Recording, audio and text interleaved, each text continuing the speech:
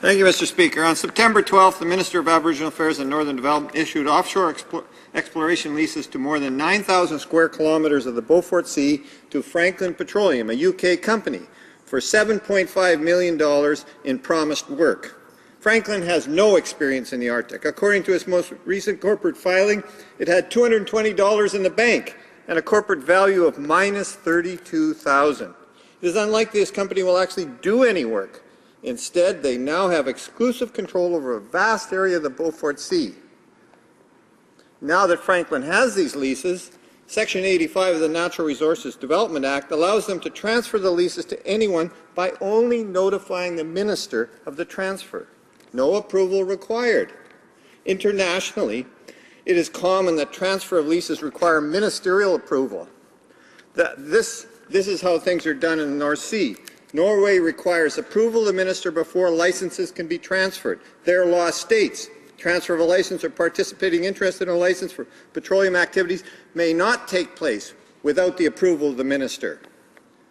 Well, Franklin Petroleum could just sit on these leases or do no work without any penalty. No jobs created, while companies able to do this work are going to be excluded for many years. So how does this help the economy or work in the national interests of Canada? The oil patch is scratching its head as to why this minister did what he did when he could have simply, through the Canada Petroleum Resources Act, is not required to issue an interest as a result of a call for bids. Canada Business magazine on October 10th questioned this decision, saying, "How could a little-known British firm with 2 employees and no producing assets end up owning the largest oil lease ever issued in the Canadian Arctic?" Longtime oil patch analyst Paul Ziff said, "We're talking about one of the most environmentally sensitive areas in Canada. This type of award flies in the face of public opinion."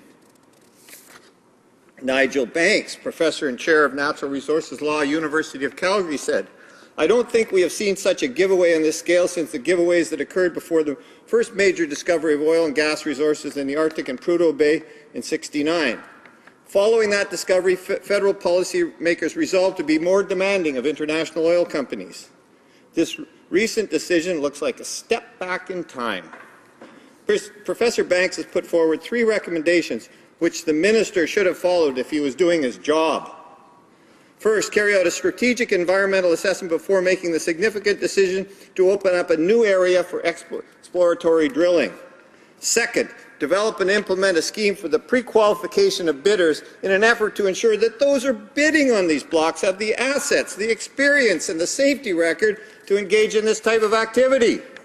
And third, tighten up the bidding systems, either to change their standard practice to a cash bidding system or require that the minimum work bid be at least cover the cost of the estimated exploratory well that must be drilled during the first period of the license.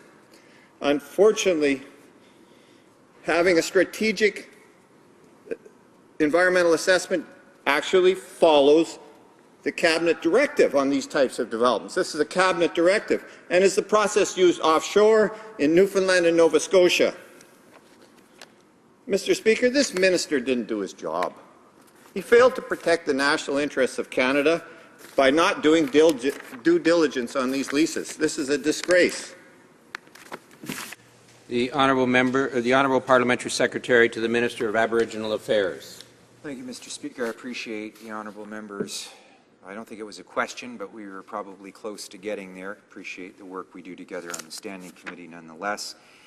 The opportunity to speak to rise to speak to the question of the honourable member for the Western Arctic on this matter. The Government of Canada, he should know that the Government of Canada continues to deliver on initiatives under the Northern Strategy, including the issuance of exploration licenses in the North, which encourage investments in northern communities. The process to acquire the rights to explore for oil and gas on Crown lands in the North is called the rights issuance process. It's the result of an open and transparent process set out in the Canadian Petroleum Resources Act. The process has 4 phases, which include community engagement, call for nominations, a call for bids, and the issuance of exploration licenses. It's a public process through and through. Rights issuances in Canada's offshore areas are market-driven and are awarded based on competitive calls for bids. Industry identifies parcels of interest which may be included in a subsequent call for bids. We have one bidding criterion: the highest bidder wins.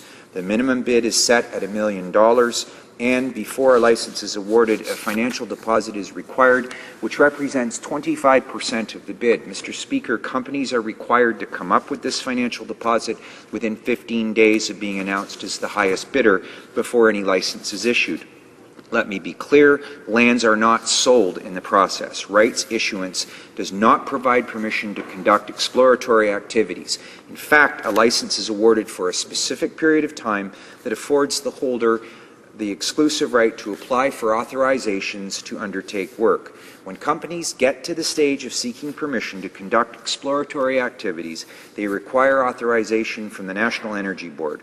Only after a rigorous review process and environmental assessments does the National Energy Board authorize exploration. By law, the company needs to demonstrate that they have the financial capacity to afford potential liabilities in the event of a major incident.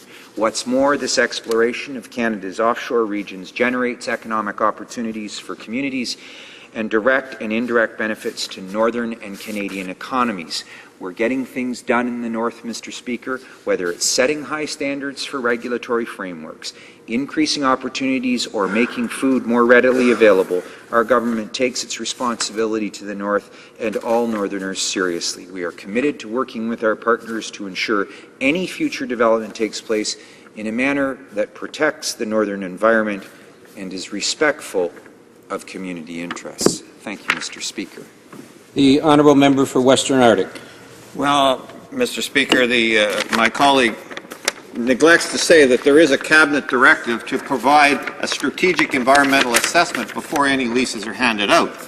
And as well, the process that he describes sounds great if it's being handled in a correct fashion by a company that can handle this time. But what we see now is that we have a company that cannot financially handle this kind of investment in the Arctic and will undoubtedly pick other partners for it. If the company is, or the other partners are successful in finding a significant discovery in that area, the companies then have the right to that resource. That resource remains with them.